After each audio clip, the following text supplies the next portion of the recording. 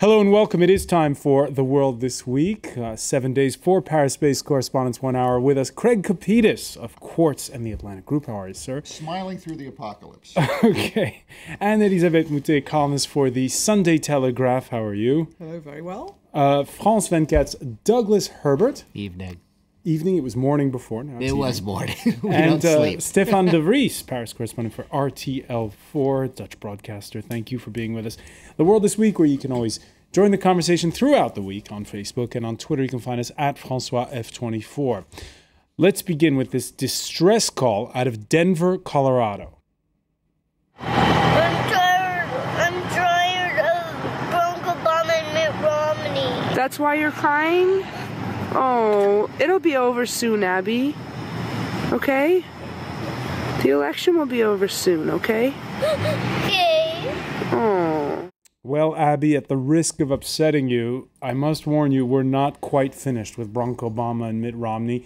Even a hurricane that featured unprecedented tidal surges could not throw the news cycle off course, not when the President of the United States goes to visit what had been a staunch Romney surrogate, the governor of weather-battered New Jersey, Chris Christie. He accelerated the major disaster declaration for New Jersey without the usual red tape. I can't thank the president enough for that. Signed that this morning. And the cooperation from the president of the United States has been outstanding. He deserves great credit. Douglas Herbert, was that a surprise?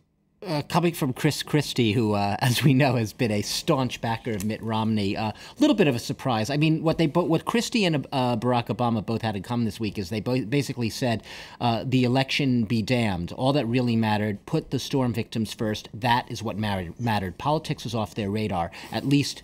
That's how they wanted to come across.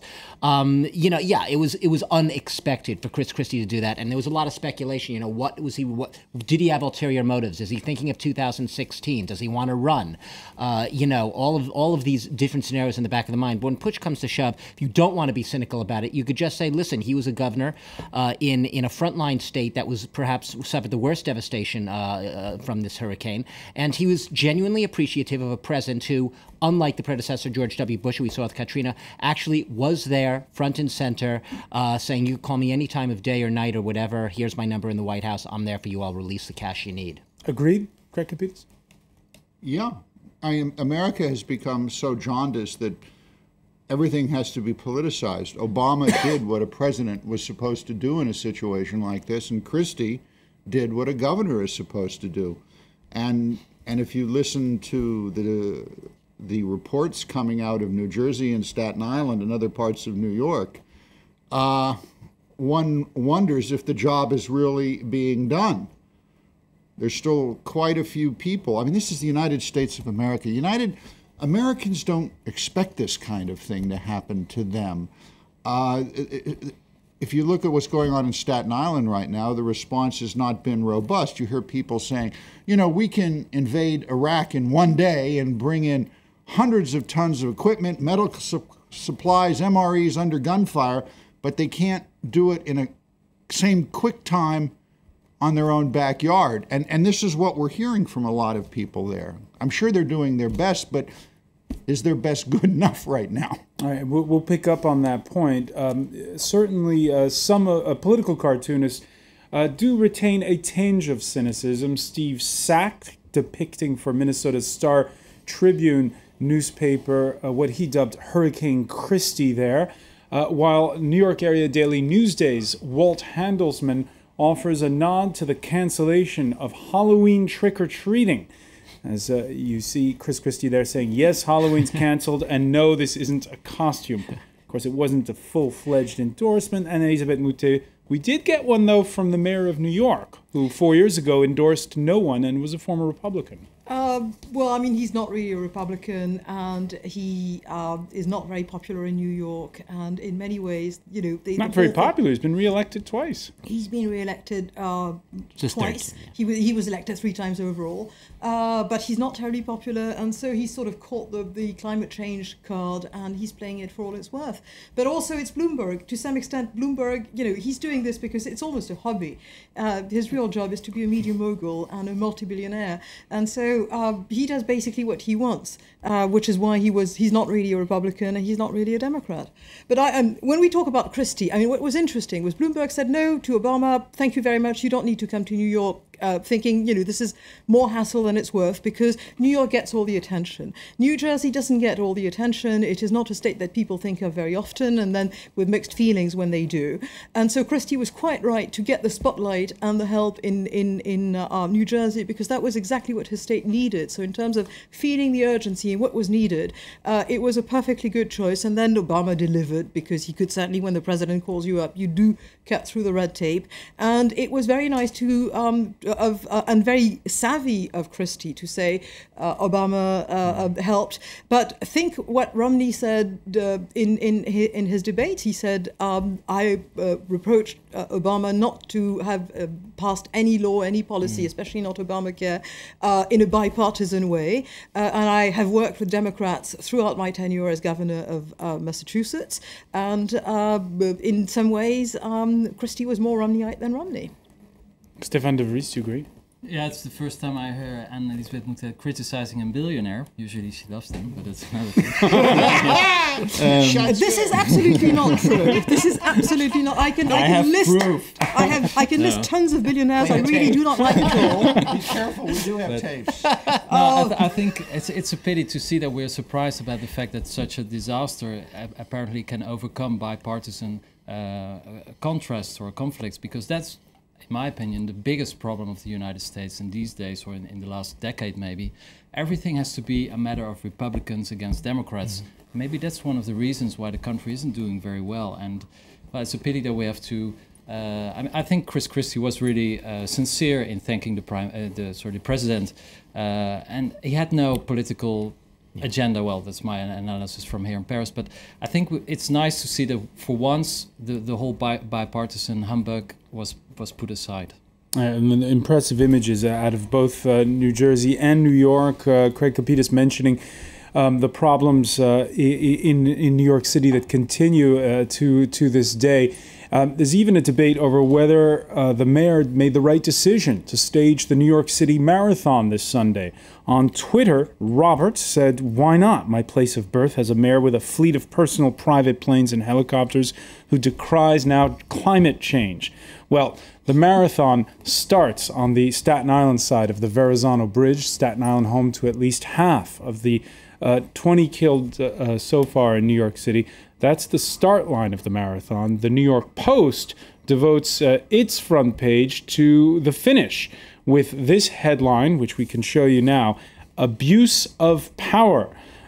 These massive generators are providing electricity to the marathon tent in Central Park, while New Yorkers suffer, says the headline. You know, François, listen, I'm biased on this one. I grew up in New York. I used to volunteer at the New York Marathon. It's sort of embedded in my DNA a little bit. So should there be a marathon this week? My knee-jerk, my gut reaction was I was happy to hear it was going ahead, which makes me look selfish, like I don't care about all those storm victims. We heard a Staten Island congressman saying earlier something to the effect, here we are still digging out bodies and these guys are running a marathon. I totally understand the controversy. It's not to minimize those people who truly are having trouble coming to grips with the fact they're running a marathon in the midst of a major disaster in New York.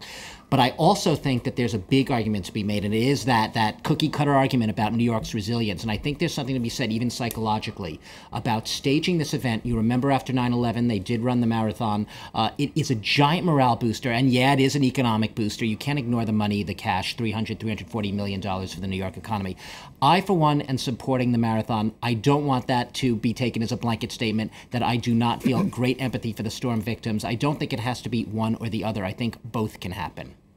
You have these two gigantic generators. The logical question is, how come they're not in Staten Island?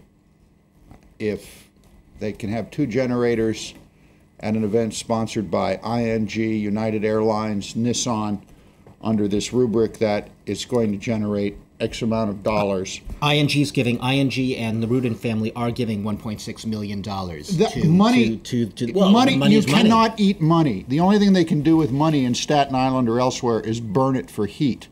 My question is, if you have these two generators that are there along with other generators, why isn't there a helicopter picking them up and taking them out to Staten Island or elsewhere where they're needed? I think that is a legitimate question. Well, there's a good aspect, actually, whether the marathon will go on or not.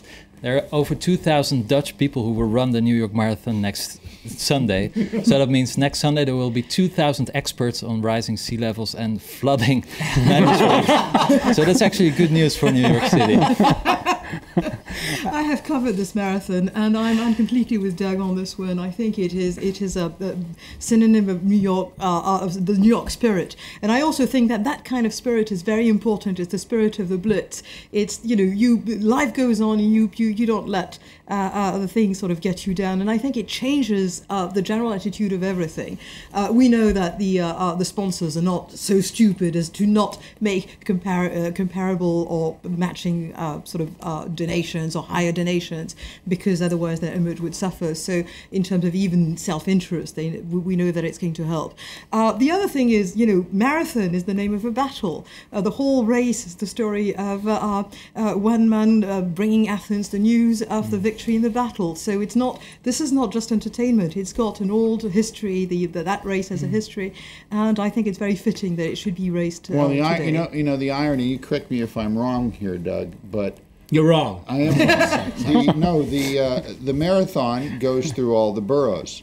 It doesn't actually go through Staten Island. It's just the start line. It's just the start. So any information that's going to be brought on the battle going on to Staten Island, on Staten Island into Manhattan, is not going to be complete information. By the way, the politicians aren't the only ones being... We have carrier pigeons as well. We'll be fine. The politicians aren't the only ones being called out. The Atlantic's Connor Friedersdorf states the case against sending TV reporters out into hurricanes. It was an article posted a couple of days back, which prompted our friend David Page to comment on Facebook. I can think of a few people I'd like to see sent out. Was he thinking of you? I don't know, but that was one aspect of it. But of course, the storm has provided, to a certain degree, some argue that, and the polls seem to indicate it, that it has at least broken Mitt Romney's momentum going into this week. Yeah, when you look at that, actually, the storm was a gift from heaven for Barack Obama, and I think he got a chance this week to show that he is a real president, better than George W. Bush did in New Orleans, for example. And it was good timing. It sounds cynical, but I think it comes to that. And the race is such a neck race that any event can be in the advantage of one of them. And this week, well, Barack Obama took the stage, and it was good timing. So where does this leave Mitt Romney? On Tuesday, the day after Sandy hit the mainland, he transformed a campaign rally in Ohio into what was called an aid event. Appreciate your generosity. It's part of the American spirit, the American way to give to people who are in need. And your generosity this morning touches my heart, and I appreciate what you've done. Our correspondents who were out there covering it said it did feel a little bit like an uncomfortable moment for Romney. The people who come to the rally, they came for a rally, not for an aid event. It's a tough position to be in when you're the challenger in this situation, Greg Kapitas. Oh, absolutely. And Romney, in this instance, is doing what Romney has always done. Remember, he was raised as a Mormon missionary. There is no cynicism should be attached to Mitt Romney when he does these charity events. The man honestly does believe it. His history is one of this. But what else is the guy to do? He does not have the power of the bully pulpit of the White House. He can't go to New Jersey. He can't go to New York. He would look like an interloper. So he's doing the only thing that he knows how to do, and knows how to do with sincerity. Now, there's something, meanwhile, the campaign since then has gotten back to normal. Both candidates are back to full-fledged campaigning. And this Friday, the final big data out before Tuesday's election, and something for everyone in the last job figures before the election. Republicans can point to rising unemployment in September, going from 7.8 to 7.9%. Democrats can stress an unexpectedly high number of jobs created, plus 170,000. In 2008, we were in the middle of 2 wars and the worst economic crisis since the Great Depression. And today, our businesses have created nearly 5.5 million new jobs. And this morning, we learned that companies hired more workers in October than at any time in the last 8 months.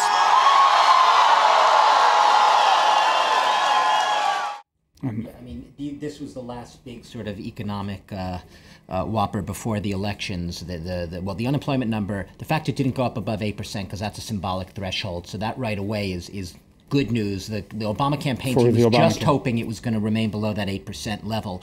But I think the actual jobs added figure, 140,000, that's significant generally, and it doesn't always happen this way. But when you have jobs being created in the month or so before the election, that would play in favor of the incumbent president. That would be a piece of good news. But like I said, it's not always the case, and it could backfire as well.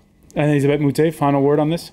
I think there's still the situation is much worse than when Obama came to power. So in 4 years, there hasn't been that much job creation, and there has been a great deal of job destruction. I think it can go either way. I think it will not convince many undecided, and I think each side is going to claim it for themselves. So I think it's a draw on this. All right, so it's all about get out the vote between now and Tuesday. Stay with us. When we return in the world this week, we're going to look at another change of leadership that's in store, but this one over in China, as well as 2 tales of tax evasion or tax avoidance, if you will. Stay with us. This is The World This Week.